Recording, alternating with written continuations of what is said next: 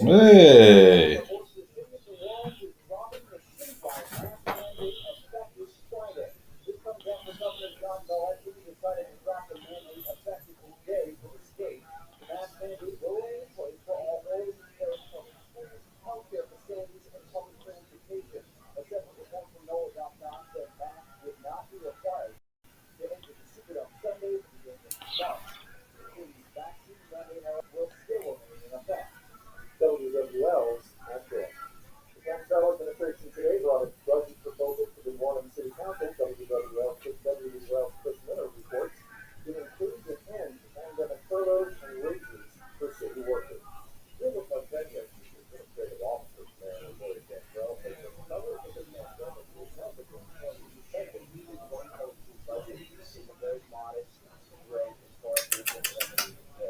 Lala.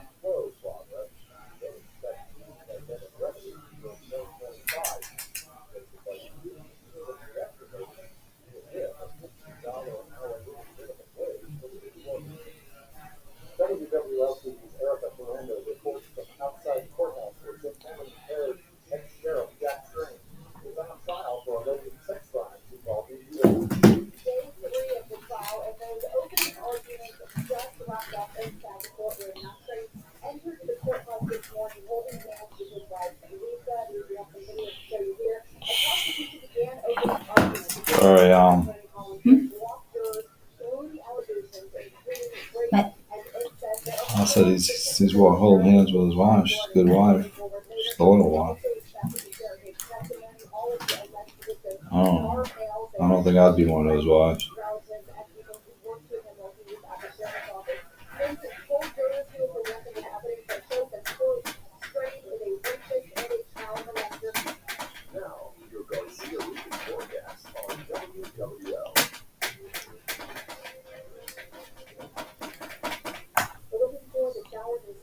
Let's see.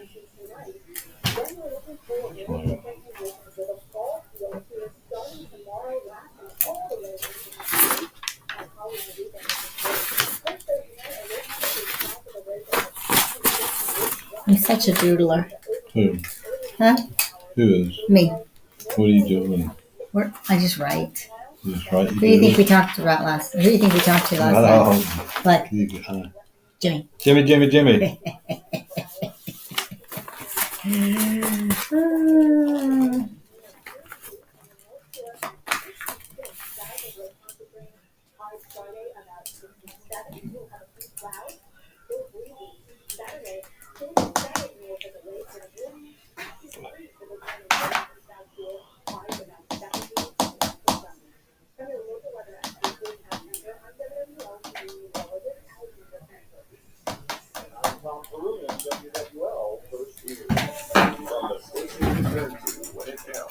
WWL, AMFM.com, and the Odyssey app.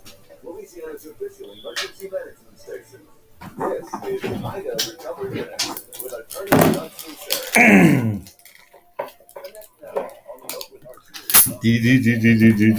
Do.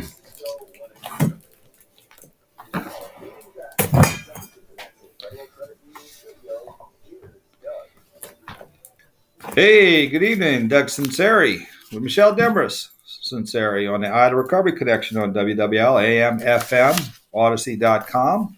We're doing something different tonight. We're going to answer your Hurricane Ida insurance questions. Something new and different. Something new and different. So you give us a call. You can talk at the Oakland Heart Talk and text line, 260-1870, 504-260-1870. We can get your text or you can call. And who was that? Jimmy got a good hour out of us last. Jimmy got some good information. He did. Didn't get a bill. But he had some very thoughtful questions. Yeah, great. He had about 8 or 9 questions. And so you can give us a call and we'll talk about what is happening with your claim, point you in the right direction, give you advice. If you want to call about your LSU questions and coaching search, you can do that too. Or the weather. Weather? Yes, the weather. I know. Well, the weather's passed out. I know, and I know you're disappointed. You were so hoping you'd get to I know was. the weather forecasting. Well, if there's a weather event and it's during the show, then they'll bring meteorologist Chris Franklin or And then you'll just and I get to ask. him Well, everything. I get to put on my Nash Roberts hat and start asking questions. Where does that sell? Is it going northeast? But I don't get to do that because Why it's are cleared all up. men frustrated meteorologists? I had one in my office today. I'm not frustrated. I'm good. Look, if there's a storm coming off the African coast, I'm going to tell you where it's going to go. I can tell you whether it's going to hit us or not. Okay. In fact, Just don't give up your day job. when I graduated from law school a couple of years, I was working with Bill Becknell, and I had a case with a bunch of barges in the China Sea that ran into a hurricane, a typhoon, I think they call it in that part of the world. Yeah. And we had to hire an expert, and we hired Nash, his office right around the corner. And I was like a gushing school child. When I just, in fact, when you call them, they charge you. I just call them just to talk to them, and just charge them. He charged me for it, but that was okay. And he was your new friend you paid for. That's right. That's right. He was a nice man.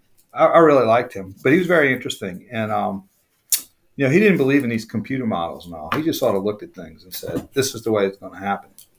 Yeah, you knew it was serious when we were kids, and they would pull out Nash, and he had the chalkboard or the whiteboard. Right. Well, he was a meteorologist during World War II, and that's where he got started. Very interesting story.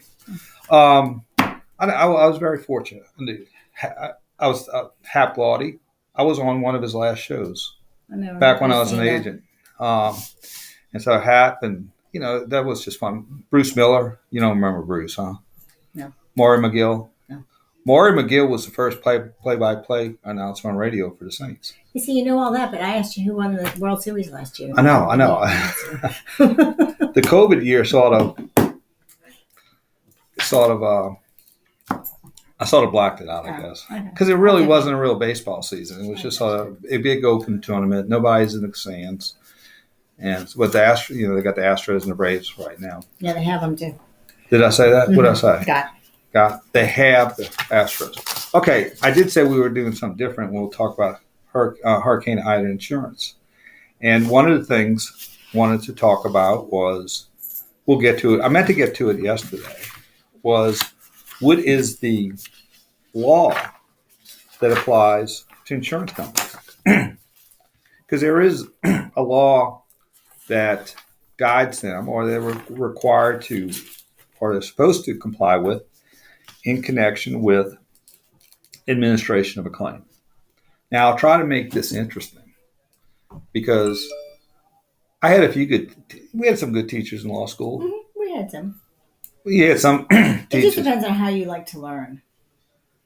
What do you mean? Yeah. Well, I was very visual, so I was great when they were writing on the board, or they can make it into a story. Some people are more. I like when they make it into a story.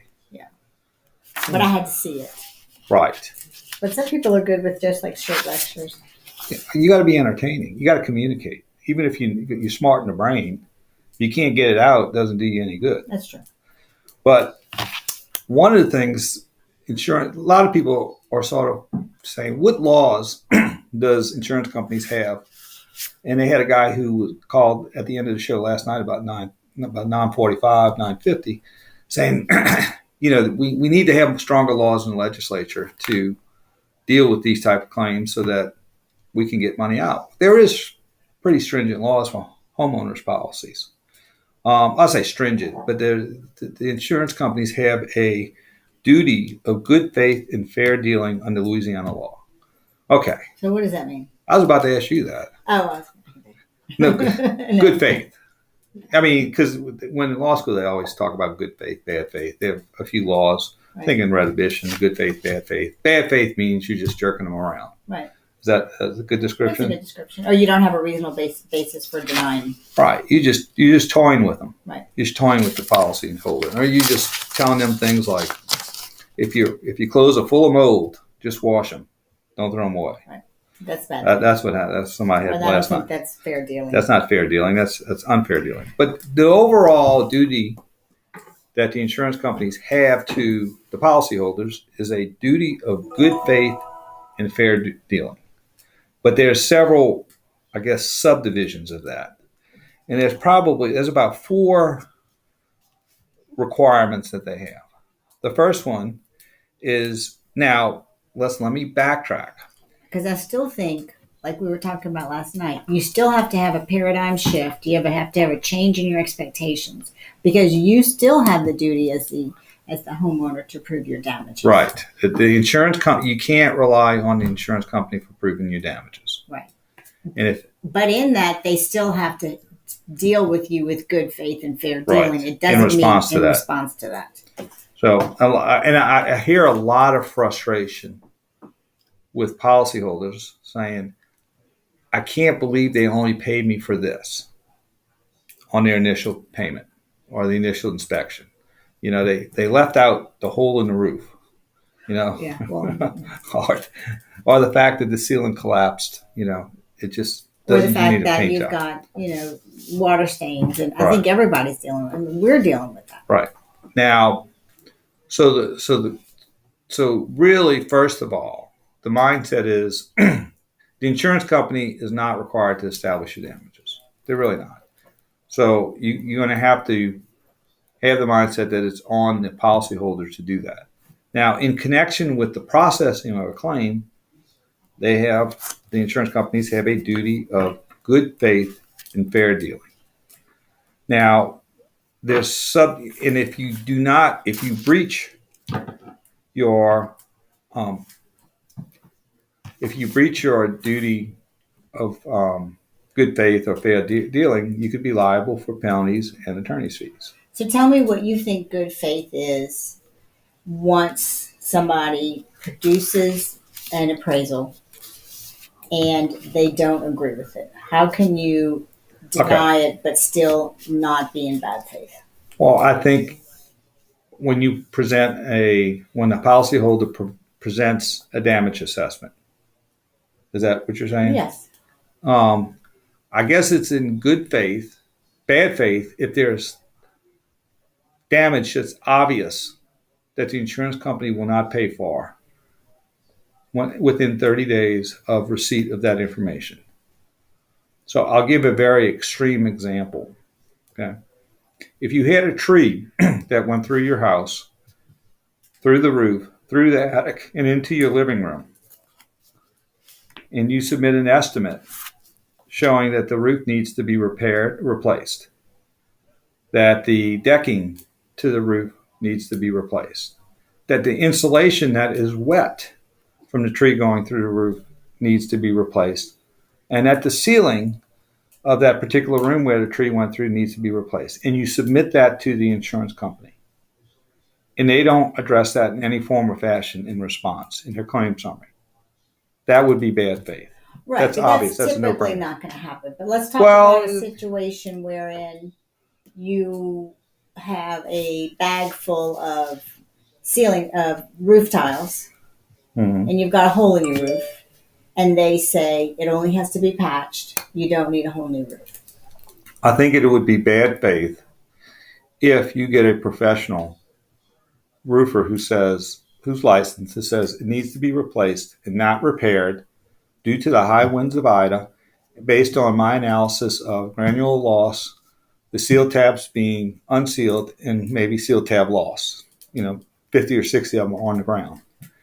If they put that in there and they don't have another roofer to refute that, or they have a claims adjuster who has no roofing experience to say, well, we just didn't receive that, but they didn't have a contravailing opinion from another roofer who is licensed, I would say that was bad faith. Yeah, I think so too.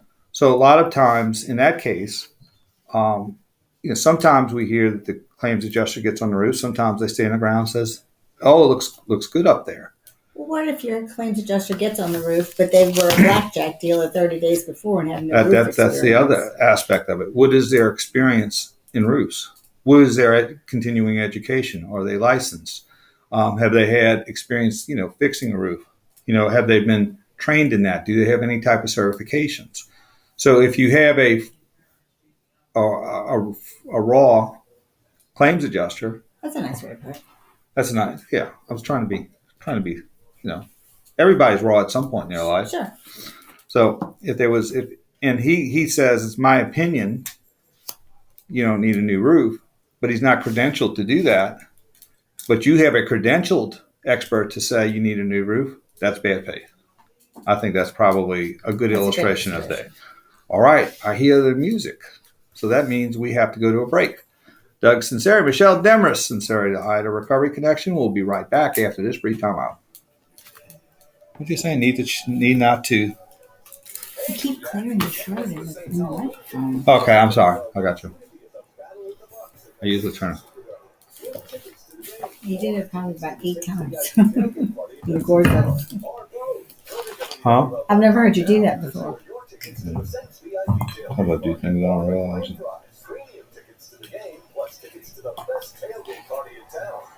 Look at this.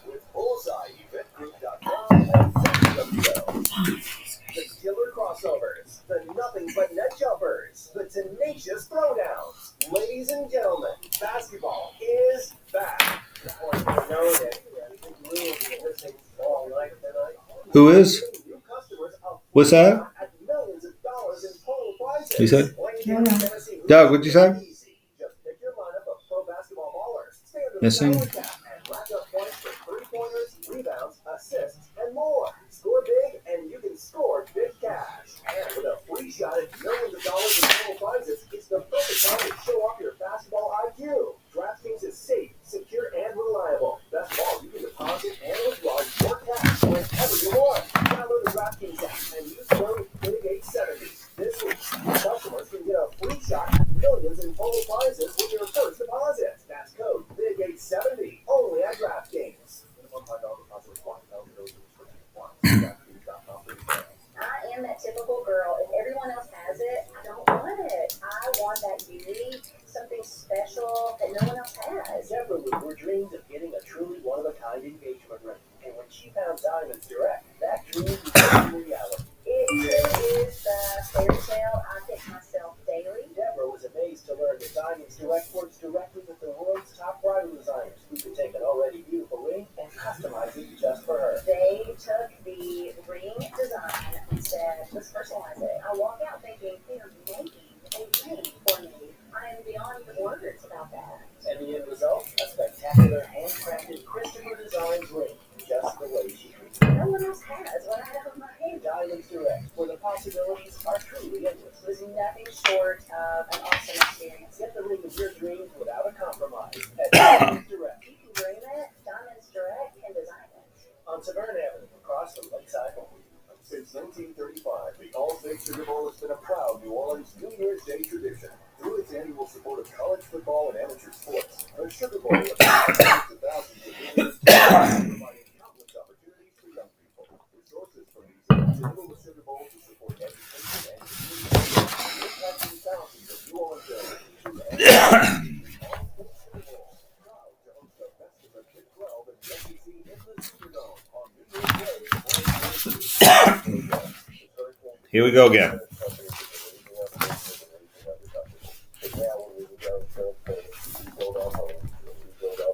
Who's that?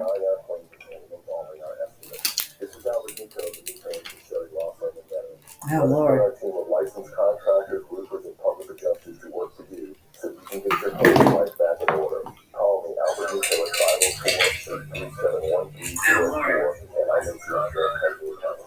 Hey, nice party. Yes.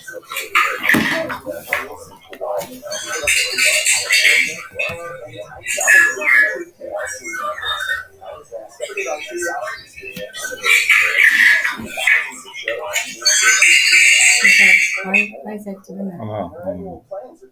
That's what I was thinking. It's too loud. Where do you have it? That's terrible.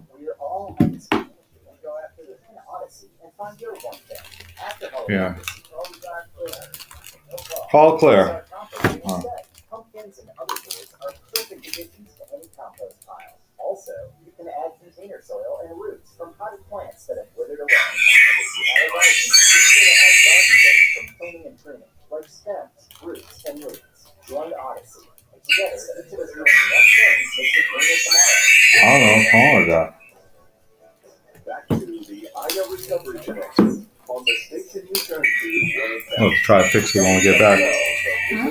I'll fix it one next commercial. WWL.com and the Odyssey app.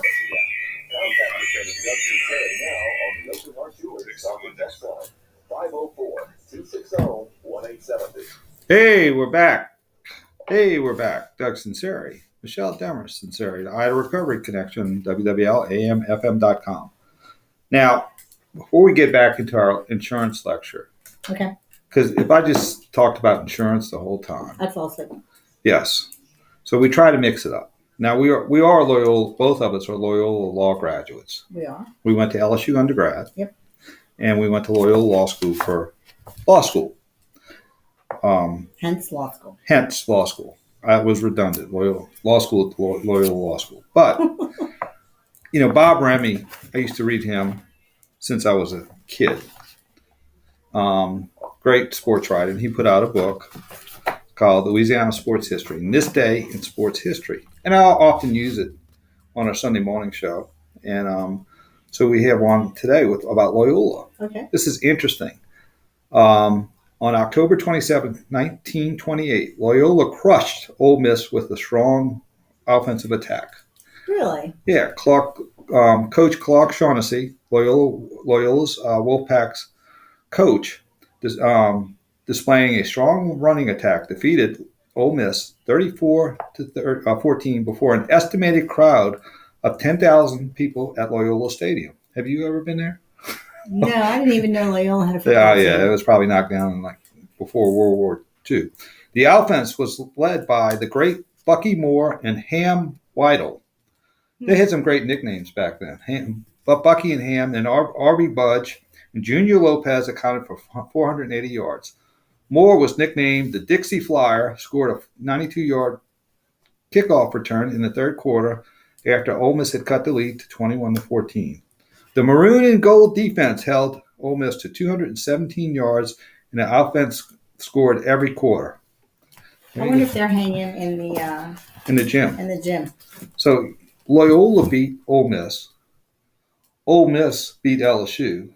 So do you think that Loyola team could beat LSU? I'm not even going to touch that. So a lot of people didn't know. I know, it is interesting.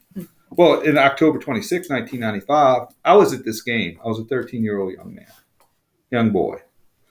The New Orleans Jazz beat the New York Knicks in a thriller in double overtime before 13,105 wildly cheering fans in the Louisiana Superdome. Butch Van Bredikoff was the coach. You remember Butch? No. No, I know you didn't. He was great. He would never last in the NBA now. They would run him out. He's politically incorrect. Most politically incorrect person you'd ever want to meet. And he was the coach. And Pete Maravich had 45 points. And Earl the Pearl Monroe. I've heard of Earl the Pearl Monroe. He was my second favorite player at that time. Had 34 points. It's just interesting. Yeah, that is interesting. Yeah. So we gave Loyola kudos for their football team at Loyola Stadium.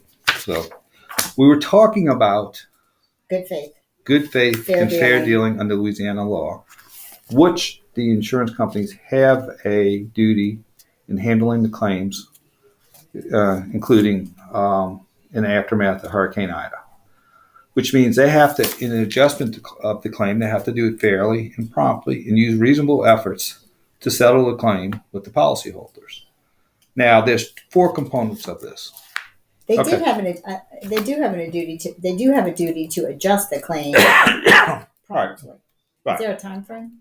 30 days. They have to institute claims handling within 30 days. But that probably doesn't mean somebody coming out. It probably just means giving you opening a file. Opening a file. Moving the ball down the field in some form or fashion. Right. Okay. If they don't do that. Now, sometimes some people may, I haven't heard this yet. I've called my insurance company. Nobody's got back with me or have called back. Right.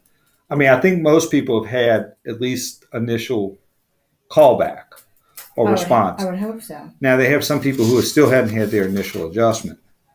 And a lot of those people, I'm just saying, go get your estimates yourself. Don't wait for it.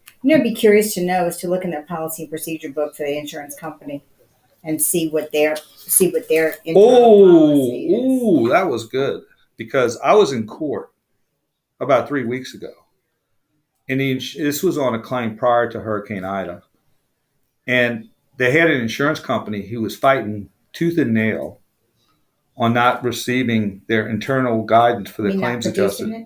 Not producing it. I would imagine because they probably went against their own policy. Yes, it went. Well, the attorney was arguing that their claims policies are in a direct contradiction of Louisiana law and this good faith and fair dealing statute. And basically, what could be inferred, or the attorney was saying, it could be inferred by looking at the regulations that the strategy was to delay and obfuscate. Huh. Yeah, you can find a lot about yeah. I took his name. The claims adjusters I took the attorney's name. And their policies and procedures. Right. So most of the time they're able to deep six that. Sure. Not deep six it, but they'll put it in a way that it doesn't exactly say that. But we did have that 15 years ago in a case, and it was they changed it shortly there, I'm sure. Sure. Well, let's go to phone lines. Let's go to Chris. Hey, Chris, you on the Ida Recovery Connection? How can I help you, brother? Good. It's good to hear you tonight. I'm surprised to hear you on a Wednesday night, but nice. I usually listen during the football season on the weekends. So listen, I'm a tenant, and I had some damage to my roof. I got off much better. Some folks, not really an insurance problem, thank God. But how's it work out? And the two-fold question, so the guy called me in, I came home from work, he said, you got to see this. He's working in my house, he's inside the bedroom. And he's taking apart taking down the ceiling fan, that light it. And he said that there was electronic device in there that looked like it was a camera. It was like one of these kind of security cameras trying to hide to get away from people. Mm-hmm. And I said, well, what do I do? He said, oh, what do you do about it? He could have been here before you lived here. But, we've been there 14 years. So That's an old camera. my nephew popped it into the computer, and we didn't scroll through too far. He said it's all video and no audio. So, but anyway, I think this goes back to about 2 years ago. My wife thinks I was being infidelity, and it might be related to that. So I got a really hypothetical question for you. Number one, is the video illegal if there's no audio?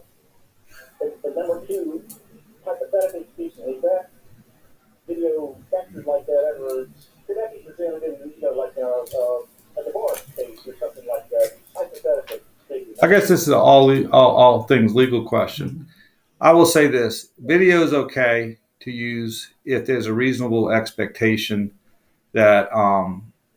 Well, it depends who puts the video in. If it was somebody who owns the house, then they have every right to video inside their home. You can't video places where people would have a reasonable expectation for privacy. So in public places, or not public places, but like for neighbors, you can't point a video in their house behind their curtains or in their windows or anything like that. He's talking about the video in his own bedroom, though. Well, if it depends on who put it in there. If it was put in there by the owner of the house, then they have the right to video it. It's a question. Now they couldn't do that in the bathroom, though, because it's based on whether you have an expectation of privacy. Now, if you just walk into someone's bedroom, wander in there, you don't necessarily have an expectation of privacy. But if they had a video in the bathroom, that would be a problem. I think it would. I'm not saying this is anything like that, but if someone's wife might have had a suspicion about, her husband that worked from home during Ida, so she was out of town and stuff like that. Is that sort of thing admissible? Yes. Yes. Okay. That was a strong yes. All right. Well, sorry about that. I'm sure you had a good 10 years in your marriage, but we're sorry it's going to end. Okay. All right. Well, we wish you luck.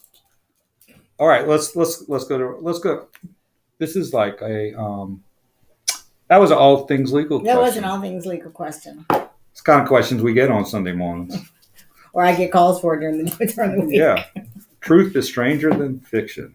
All things, everything's a go at night. So let's take a break. Doug Sinceri, Michelle Demers, Sinceri. All things legal. We'll be right back after this brief time out. Hey, you gotta quit doing that. Okay. It's so wrong. Okay. Oh no, what's wrong with this? You got it way too long. I don't know. I don't know what's wrong with this.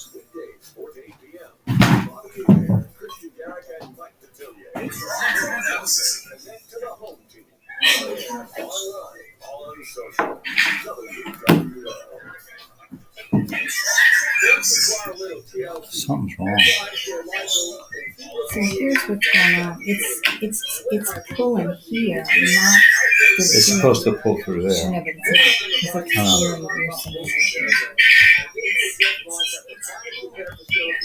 Because it's here and you're saying Video. It's pulling. That's bad. You gotta tell me what's wrong. I know. Because listen, you're hearing it right now. No, I'm just trying to see if I can get a. And now, party boat rentals. What better way to beat the heat than our 24-foot pontoon boat? It's available for half and full day rentals. It's one more reason for us to say, boating made easy. Seabrook Marina on France Road on the Industrial Canal, just a half mile from the lake. And online at SeabrookHarborMarine.com. I'm gonna show you.